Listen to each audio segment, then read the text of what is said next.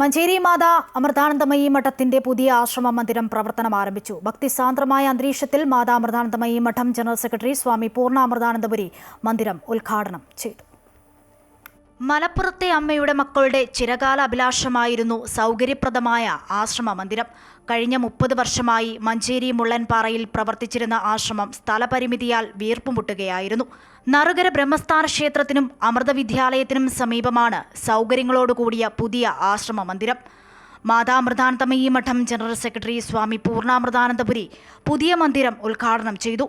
പുലർച്ചെ 5 മണിക്ക് മഹാഗണപതി ഹോമത്തോടെയാണ് ചടങ്ങുകൾ ആരംഭിച്ചത്. മൃത്യുഞ്ജയ ഹോമം, മഹാധന്വന്തരി ഹോമം എന്നിവയ്ക്ക് ശേഷം സ്വാമിയുടെ അനുഗ്രഹ പ്രഭാഷണവും ധ്യാനവും നടന്നു.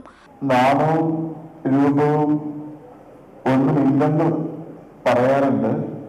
ഋഷിമാർ ചൈതന്യ സമുദ്രം എന്നാണ് ഈശ്വരനെ വിശേഷിപ്പിച്ചത്.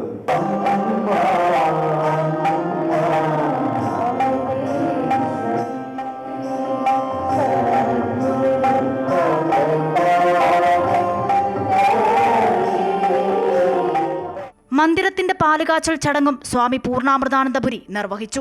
മഞ്ചേരി മഠാധിപതി സ്വാമിനി വരദാമൃതപ്രാണ ചടങ്ങുകൾക്ക് നേതൃത്വം നൽകി. സ്വാമി വിവേകാമൃതാനന്ദപുരി, ബ്രഹ്മചാരി ശ്രീധരാമൃത ചൈതന്യ, ബ്രഹ്മചാരിണി ജ്യോതിർമയാമൃത ചൈതന്യ തുടങ്ങിയവർ പങ്കെടുത്തു. ദീർഘകാലത്തെ ആഗ്രഹ സബലീകരണം ഭക്തർ അമൃതോത്സവമാക്കി മാറ്റി.